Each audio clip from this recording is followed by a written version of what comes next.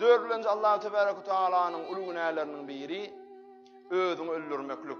Nauzu billah şu günler Allah'a şükür qavat gelinen aqyony qavat gelmelem etmesin. Bir döwür kän boluşul.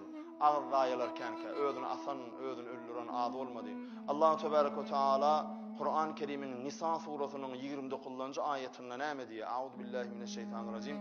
Ey musulmanlar, ey iman edenler, siz özünüzü öldürmeyin. Hudaý size mehribandır, rehimlidir diye. Yani özünü öldürmeklik günahkärçilikdir diye. Ama Musa aleyhisselamın döwründe bir zaman Allah Tebaraka Taala bir görkezme beripdir. Bir adam ulu günah etse, şol adam özünü öldürmese günah kabul edilen ha. Musa aleyhisselamın kavmi. Allah Teala Kur'an-ı Kerim'de bize özünüzü öldürmeyin, Allah Teala size rehimdardır diyeni, men rehm ettim size şo buyruğu vermedim. Tersine qadağan ettim diýdigi şo. Şoň üçin Allah taklan Allah Tebaraka Taala'nın beren jany diňe öz almana qadir. Peygamber Aleyhissalatu vesselam'ın zamanında bir adamın ennamına bir yara çıkya. Ol yara da qatı ağırlı. Bir yara çıkya dümüp durun ağırında da çıdan aqşol adam.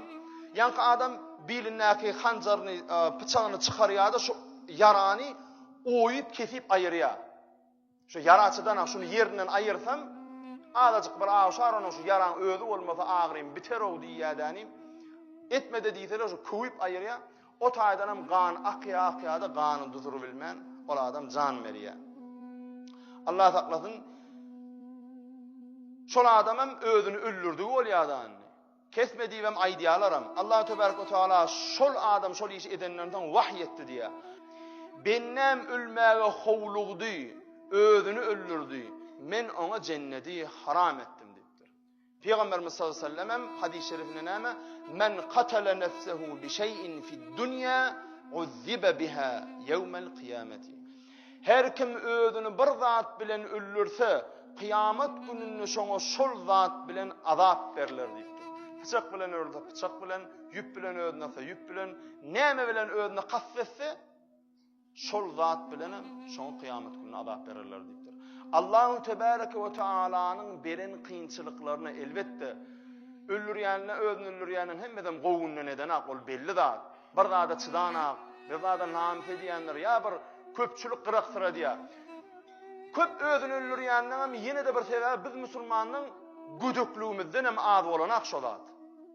Ayten bir namaz, ayten araq içen, ayten triyek çeken, ayten plani. Ya bolubiler Allah saklasın. Türkmenada bir söz var. Kırmızı yüzlü oğlanın diye, kırmızı doğanlı oğlanın gülür qıyız uyusu bolmasın diye, qıyız uyusu olsa gülür yüzü solmasın diye.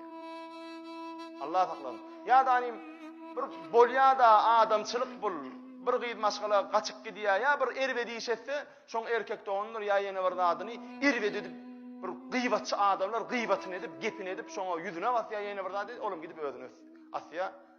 Amlıktan ediyor oğlum. Etçide gelip entek namaz okanak, ol sabrın kanağıdın nämedigini käbir bilen ha. Onu o haram nämen haram halallığını bilmeyen adam namus ediyor, özüne kast ediyor.